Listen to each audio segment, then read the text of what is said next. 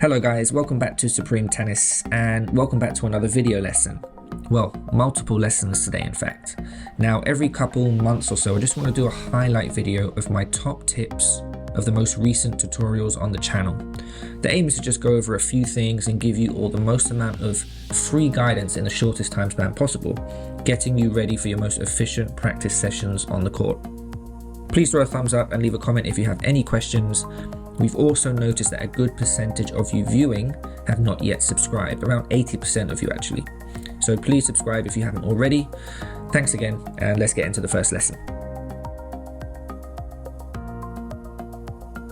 We have a drill here that involves a basket that's placed to physically obstruct that excessive backswing. And instead of emphasizing more turn before the point of contact, the focus is now on a bigger turn made after the point of contact, and she actually did quite well with this drill. Good. Forward. Okay. Give me more wrist. Yes. Again. Touch. Again. Yes. Last two. Touch. Full turn. Yes. Last one. Good. Okay.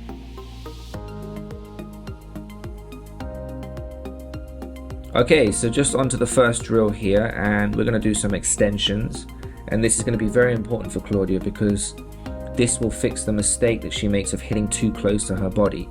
And in those bad examples previously, you could see that everything was very tight, her elbows were glued to her hips as she was swinging through, and this just helps her to extend and hit through the ball better.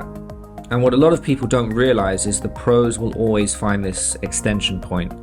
But because they hit with such force and such velocity, everything happens so quickly, so you don't necessarily see this extension through the ball, but it does always happen. So it's very important that that we practice this, and obviously this isn't the end result, this isn't how it's going to look, but we're just going through this one step at a time, and this is a very important part of the shot. We've put the racket back in Sienna's hand now, and we're moving on to practicing some shadow swings from an open stance.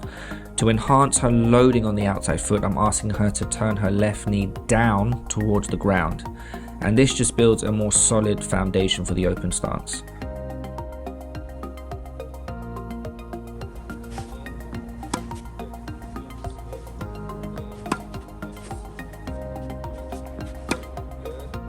Here I'm just explaining to Sienna the importance of pushing up and standing tall as she strikes through the ball. I'm getting her to emphasize a low position before contact and then a tall position afterwards. I also explain that I want her to lift her left heel as she loads before she hits the ball, and then to lift her right heel as she unloads into the ball.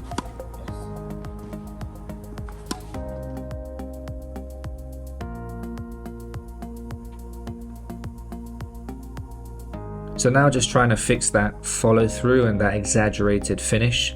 We're just getting her to wrap the racket around a bit more. And this will just give her a bigger range of motion and allow her to engage the hips and the shoulders a lot more as she strikes through contact. And you can see her back foot is holding her back a bit here, but we'll fix that. It's just about having a more comprehensive swing and just using the whole upper body for a more powerful backhand.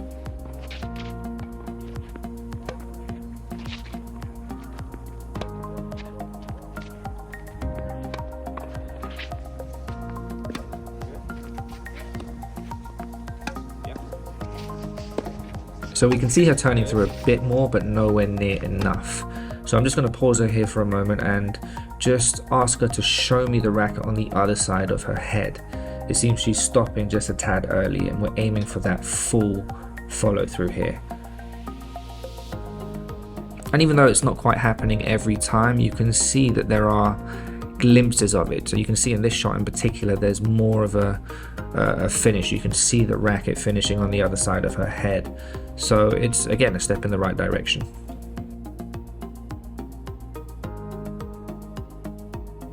Okay, in this next drill, we're adding the down the line. So you can see the target area cross court. And what I'm saying to Bernard here is he has to earn the right to hit down the line. And he can only earn that right if he finds the target area cross court first. and we're doing sets of 20, and I like to set realistic yet challenging goals for my clients. So for Bernard on this particular drill, out of 20 shots, I want him to hit at least 4 shots down the line. But remember, he can only do that if his cross-court shots find the target area.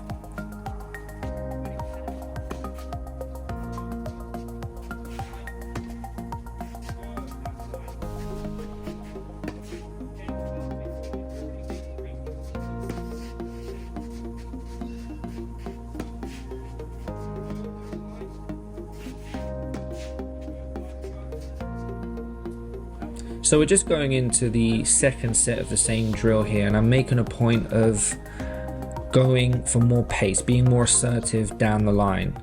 So what I want to see is a difference in pace and power from the cross-court shot to the down the line shot. So when he eventually earns the right to hit the down the line, I want to see him stepping up the court, taking the ball early. The cross-court wants to be hit with a little bit more height, maybe a little bit more spin. The down the line, like I said, step in, take the ball early, maybe a little bit flatter as well. And you can see there's a bit more juice on the down the line this time round.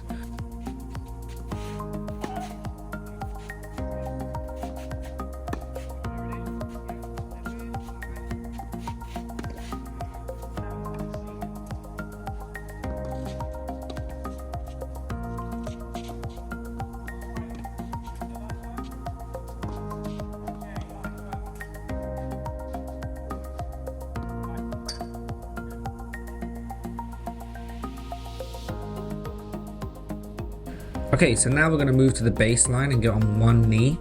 Again, we're going to try and brush up the back of the ball from 7 to 1 o'clock from this position.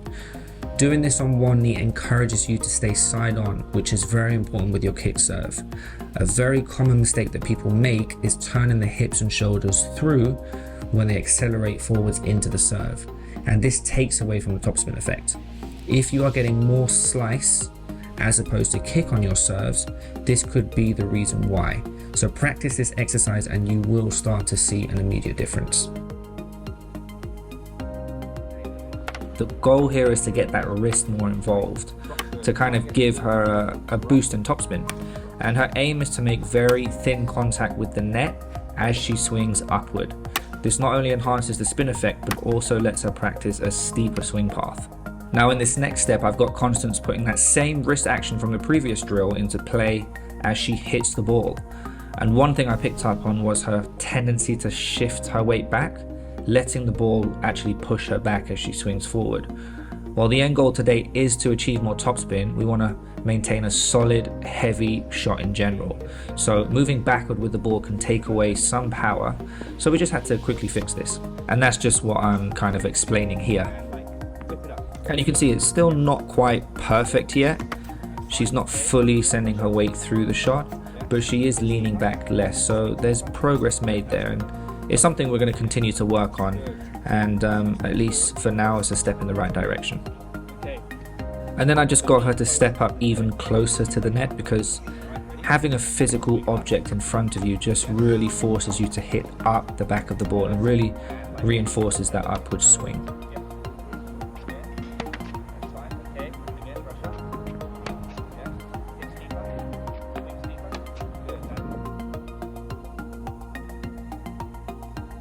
Moving on to the next drill, we're addressing a slightly wider ball whilst maintaining the open stance.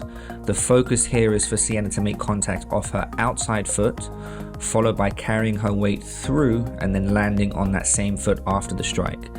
It's important to note that for a brief moment she'll be completely off the ground, and this particular type of footwork is designed to help her generate more power in her shots when using that open stance.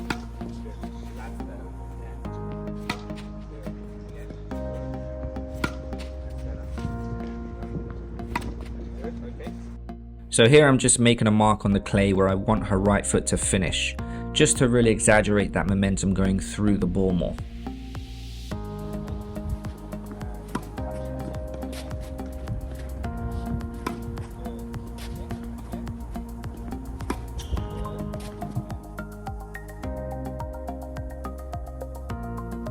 And there was just one very small yet very important detail that I noticed with Claudia, and her back heel was staying on the floor. Now, if you want to be able to generate effortless power on your ground strokes, you need to be able to use your hips and your shoulders. However, if your back heel stays on the floor, it becomes very difficult to rotate and engage those certain body parts. So we're just going to perform the same exercise here, only this time, as she strikes through the ball, I'm just getting her to lift the heel, the back heel, on the finish.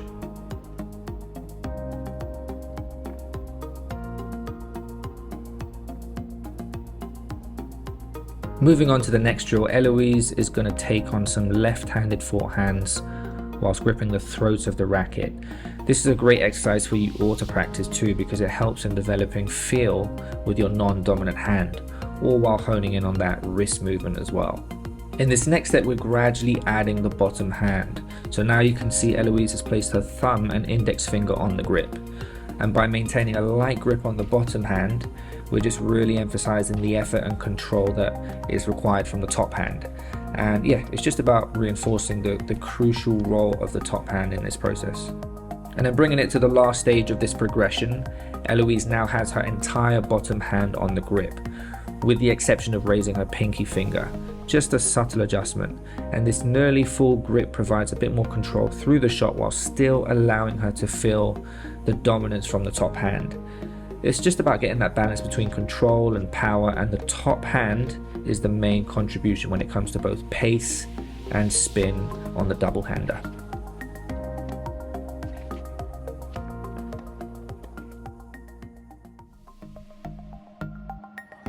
And next we move on to some fed backhands, and I'm just trying to explain to him here to really push hard with that top hand and wrap the racket around on the finish. I want him to exaggerate that finish a bit more. And you can see we've removed the cones. We're not really working on any accuracy or any sort of tactic. We're just sort of refining the technique a bit here. And again, let us know what you think of Bernard's backhand. I'm going to take you through it step by step in a second. So here you can see he's initiated the take back. Here's the end of the take back, and with a lot of top players who have a double-handed backhand, you'll see in this position their racket head will be elevated, so it'll be lifted up. And I would prefer that with Bernard because it allows him to get more drop when he transitions into the acceleration phase. So even though he gets a little bit of drop here, you'll see as he accelerates going forward, there's not much drop. Okay, if that makes sense. I want a little bit more, but it's not too bad. He's comfortable with it at the moment, so we're not messing with it. And then you can see his point of contact, again to the side and in front of his body, this time right in the middle of the strings, which is great to see. And he's using the top hand very well. Next you'll see good extension, very good extension through the ball. He's striking through the shot very well. His left arm is fully extended. And again, he's pushed up off his right leg. So he's using his lower body very well to generate that extra bit of power. And then you can see a nice wraparound finish once again. So the backhand's looking very good. I think it needs a little bit more work than his forehand, but technically it's looking okay.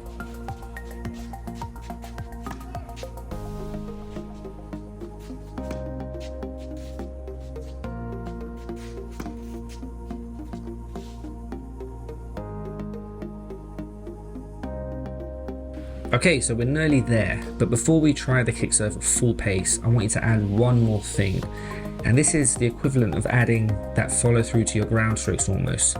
Notice here how I let my arm hang out to the right hand side of my body. Normally your finish on the serve would follow through to the opposite hip, but not with the kick serve.